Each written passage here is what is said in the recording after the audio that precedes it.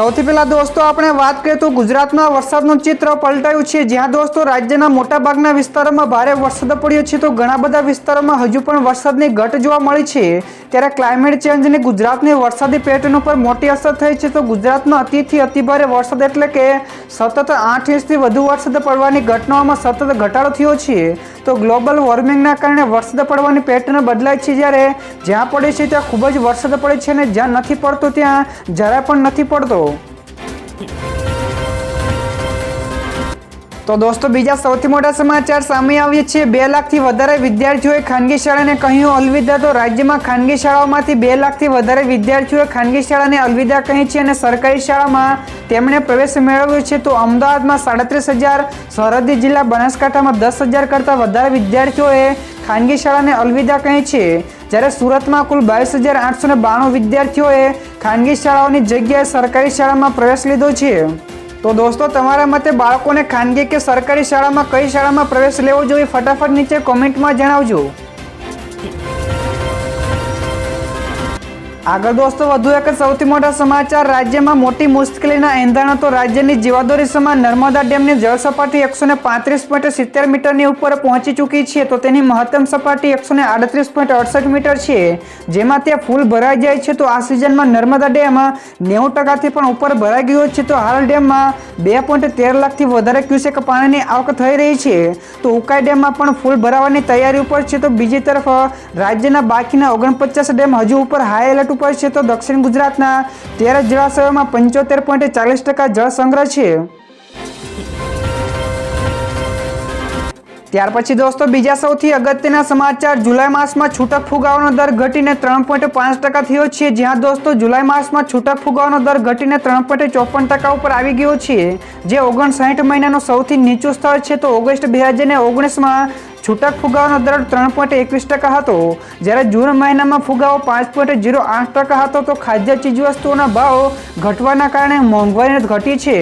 જો આપણે ગ્રામીણ અને શહેરી વિસ્તારોમાં ફુગાવાની વાત કરીએ તો તે અનુક્રમે 4.10% અને 2.98% હતો। ત્યાર પછી દોસ્તો ફટાફટ આ સિવાયના બીજા સમાચારની વાત કરવામાં આવે તો વરસાદનો કહેર જોવા મળ્યો તો 15 જેટલા લોકોના મોત થયા છે। તો સ્કૂલ અને કોલેજો પણ બંધ છે, તો ટ્રેનોને પણ ડાયવર્ટ કરવામાં આવી છે, જ્યાં દોસ્તો રાજસ્થાનમાં વરસાદે ભૂકા બોલાવ્યો છે। તો વરસાદના કારણે આ રાજ્યમાં અત્યાર સુધીમાં 15થી વધારે લોકોના મોત થયા છે। તો ભારે વરસાદના કારણે અનેક જિલ્લાઓમાં પૂર જેવી સ્થિતિ છે। તો આઈએમડી અનુસાર આજે પણ રાજ્યના ઘણા બધા જિલ્લાઓમાં વરસાદ પડવાની આગાહી છે। તો પૂર્વ રાજસ્થાનમાં રેડ એલર્ટ, જ્યારે પશ્ચિમ રાજસ્થાનમાં યલો એલર્ટ જાહેર કરાયું છે। તો ઘણા બધા શહેરની શાળાઓ અને કોલેજોમાં પણ આજે રજા જાહેર કરાઈ છે। તો રેલવેને કોટામાંથી પસાર થતી 3 પેસેન્જર ટ્રેનોને પણ રૂટ ડાયવર્ટ કરાયા છે। બીજા સૌથી મહત્વપૂર્ણ સમાચાર મળ્યા છે, સુરત પોલીસે બતાવ્યો પાવર। તો કરોડોની છેતરપિંડી કરનારા 27 આરોપીને કરી ધરપકડ અને હીરાના 5,000 જેટલા વેપારીઓને પણ કર્યા એલર્ટ।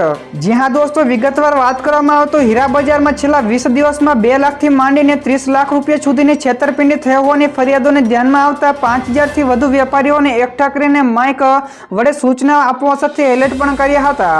તો પોલીસ દ્વારા હીરા બજારમાં થતી છેતરપિંડીની ફરિયાદોને ગંભીરતાને ધ્યાનમાં રાખીને કામગીરી હાથ ધરવામાં આવી છે। તો આ દરમિયાન છેલ્લા 7 મહિનામાં 16 વેપારીઓને ત્યાં છેતરપિંડીનો ભોગ બન્યા છે। તેવામાં પોલીસે વેપારી સાથે 13 કરોડની છેતરપિંડી કરનારા 27 જેટલા આરોપીને પણ ધરપકડ કરીને જેલ હવાલે કર્યા છે। ત્યારબાદ દોસ્તો બીજા સૌથી મહત્વપૂર્ણ સમાચાર, હવામાન વિભાગે કરી મોટી આગાહી। તો આગામી દિવસોમાં ગાજવીજ સાથે વરસાદ પડશે। તો છેલ્લા 24 કલાકમાં 160 કરતાં વધારે તાલુકાઓમાં નોંધાયો છે વરસાદ। રાજ્યના મોટાભાગના વિસ્તારોમાં છેલ્લા કેટલાક દિવસોથી હળવાથી મધ્યમ વરસાદ વરસી રહ્યો છે, ત્યારે હવામાન વિભાગ દ્વારા આગામી 19 ઓગસ્ટ સુધી રાજ્યમાં ગાજવીજ સાથે હળવાથી ભારે વરસાદ પડવાની આગાહી કરી છે, જેમાં રાજ્યના મોટાભાગના છૂટાછવાયા સ્થળોએ ગાજવીજ સાથે હળવાથી ભારે વરસાદ પડવાની આગાહી છે। તો બીજી તરફ રાજ્યમાં છેલ્લા 24 કલાકમાં 160 કરતાં વધારે તાલુકામાં વરસાદ ખાબક્યો છે, જેમાં સૌથી વધારે આણંદ જિલ્લાના આંકલા તાલુકામાં 50 મીમી જેટલો વરસાદ પડ્યો છે। તો દોસ્તો ત્યાર પછીના બીજા સૌથી મહત્વપૂર્ણ સમાચાર મળ્યા છે। દૂધ સંજીવની યોજના હેઠળ 12,000 કરોડના ખર્ચે દૂધ પીવડાવ્યું છતાં પણ કુપોષણના સ્તરે ગુજરાત મોખરે છે। જી હા દોસ્તો, દૂધ ભોજન અને ટેક હોમ રેશન હેઠળ રાજ્ય સરકાર વર્ષે 2,500 કરોડનો ખર્ચો કરે છે, છતાં પણ રાજ્યના બાળકોનું કુપોષણ દૂર થઈ શકતું નથી। તો કુપોષણની સ્થિતિમાં ગુજરાતનો ક્રમ દેશમાં 3જા સ્થાને છે। તો છેલ્લા 10 વર્ષમાં આદિજાતિ મહિલા અને બાળકોને સરકારે દૂધ સંજીવની યોજના હેઠળ 12,000 કરોડના રૂપિયાનું દૂધ પીવડાવ્યું છે, પરંતુ દૂધના આ પૈસા કોના ખીચામાં ગયા છે તે સમજી શકાય તેવું છે, કારણ કે આટલું દૂધ આપવા છતાં પણ રાજ્યમાં ગરીબ પરિવારોના 3.23 લાખથી વધારે બાળકો કુપોષણથી પીડાઈ રહ્યા છે।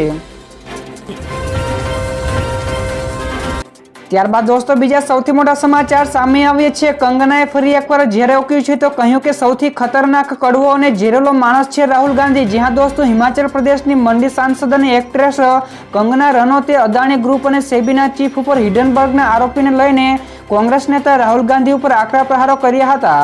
તો કંગના રનૌતે લોકસભામાં વિપક્ષના નેતાને સૌથી ખતરનાક, કડવા, ઝેરી અને વિનાશક વ્યક્તિ ગણાવ્યા હતા। ત્યારબાદ દોસ્તો બીજા સૌથી અગત્યના સમાચાર, વિપક્ષનો પડકાર ઝીલવા માટે ભાજપે બનાવ્યો નવો પ્લાન। તો 4 રાજ્યોની ચૂંટણી માટે અત્યારથી જ તૈયારીઓ શરૂ કરી દેવામાં આવી છે। જ્યાં દોસ્તો મહારાષ્ટ્ર અને હરિયાણામાં ઓક્ટોબરમાં વિધાનસભાની ચૂંટણી યોજાવા જઈ રહી છે। તો આ ઉપરાંત જમ્મુ અને કાશ્મીર અંગે પણ પૂરજોશમાં તૈયારીઓ ચાલી રહી છે। તો ચૂંટણી પંચ અને હોમ મિનિસ્ટ્રી વચ્ચે સુરક્ષાની સ્થિતિને ધ્યાનમાં રાખીને સમીક્ષા પણ ચાલી રહી છે। ત્યારબાદ માનવામાં આવી રહ્યું છે કે હરિયાણા અને મહારાષ્ટ્રની સાથે કાશ્મીરમાં પણ ચૂંટણીઓનું એલાન થઈ શકે છે। તો આ વચ્ચે ભાજપે અત્યારથી જ 3 રાજ્યોમાં ચૂંટણીની તૈયારીઓ શરૂ કરી દીધી છે। તો અહીં સુધી કે પાર્ટી ઝારખંડમાં પણ સક્રિય છે, જ્યાં ડિસેમ્બરમાં ચૂંટણી યોજાવાની છે। તો ભાજપમાં ઉમેદવારોની પસંદગી માટે પણ બેઠકો શરૂ થઈ ચૂકી છે। તો મહારાષ્ટ્રમાં ગઈકાલે પ્રદેશ કારોબારીની ચૂંટણી બેઠક હતી, જેમાં સહસંગઠન મહામંત્રી શિવપ્રકાશ પણ હાજર રહ્યા હતા। તો દોસ્તો ફટાફટ આ સિવાયના બીજા સમાચારની આગળ વાત કરવામાં આવે તો આબ ફાટતા 2 નદીઓના ડેમ તૂટ્યા। તો હરિયાણામાં 15 જેટલા ગામોમાં પૂર આવ્યું, તો હજારો એકરનો પાક પણ બરબાદ થયો છે। જ્યાં દોસ્તો હિમાચલ પ્રદેશના પર્વતીય વિસ્તારોમાં અત્યંત ભારે વરસાદ અને આબ ફાટવાની ઘટનાની સીધી અસર હરિયાણા રાજ્યમાં થઈ છે। તો અહીં નકટી અને સોમ નદી ખતરાના નિશાનથી ઉપર નીકળી ગઈ છે અને બંને નદી ઉપર બાંધેલા ડેમો પણ તૂટી જતા લગભગ 15થી વધારે ગામો ડૂબી ગયા છે। તો પહેલીવાર સોમ નદીમાં 24,000 ક્યુસેક પાણીની આવક થઈ છે, જેના લીધે અનેક ગામોમાં 5 થી લઈને 10 ફૂટ પાણી ભરાઈ ગયા છે। ત્યારે હરિયાણાના ગુરુગ્રામમાં પણ ભારે વરસાદના પગલે પાણી જ પાણી થઈ ગયું હતું અને અનેક રસ્તાઓ જાણે બેટમાં ફેરવાઈ ગયા હોય તેવા દ્રશ્યો જોવા મળ્યા હતા। તો દોસ્તો ત્યાર પછીના બીજા સૌથી મોટા સમાચાર, પાકિસ્તાન આર્થિક સંકટોથી ઘેરાયું। જ્યાં દોસ્તો પાકિસ્તાન સતત આર્થિક સંકટોથી ઘેરાઈ રહ્યું છે। તો એક આર્થિક સર્વે દ્વારા જાણવા મળ્યું છે કે દેશના 74% લોકો